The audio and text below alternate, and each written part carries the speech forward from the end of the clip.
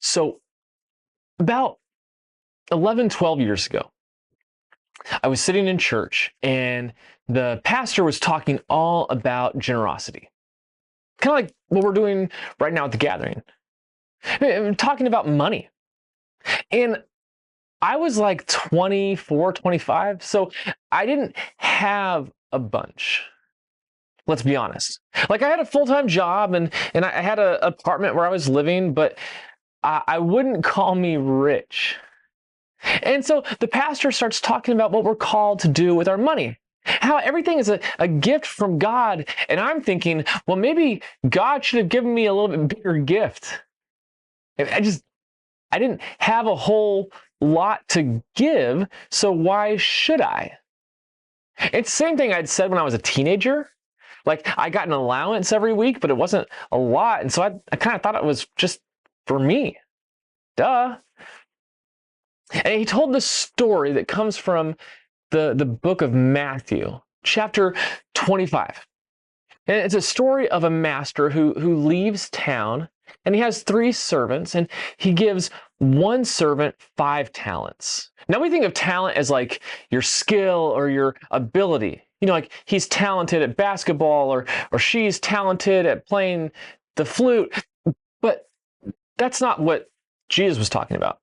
In Jesus' day, a talent was basically the equivalent of 15 years of wages for a regular person who did a regular job. 15 years worth of salary. It's a lot of money. And so Jesus says the master gives one servant 5 talents. It's like 75 years worth of salaries. It's a lot of money. And the second servant he gives 2, and the last servant he gives 1.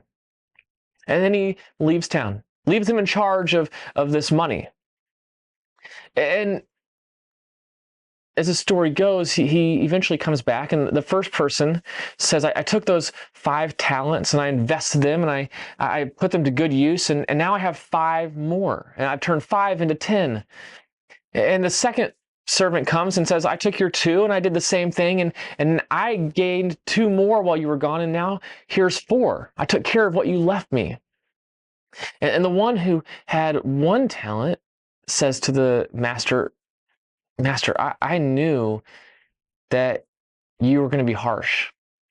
I was scared. I didn't want to waste it or lose it. So I just dug a hole and put it there, and here's your 1 talent left. And the master says, why didn't you do anything with it?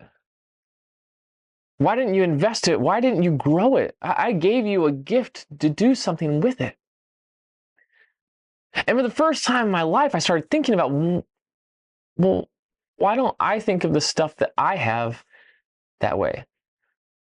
Maybe what I have is a gift that God has invited me to grow and to invest and to spread. To think about how I can bless others, even if I don't have a lot, how I can take what I do have and invest it. You see, the one servant was afraid that if he lost his 1 talent, the master would be upset. And the master said, no, I gave you 1 talent to do something with. Maybe I didn't give you 2 or 5, but you didn't need all of that. Go take what I've given you and invest it and make it grow. And so I started thinking, well, what has God given me?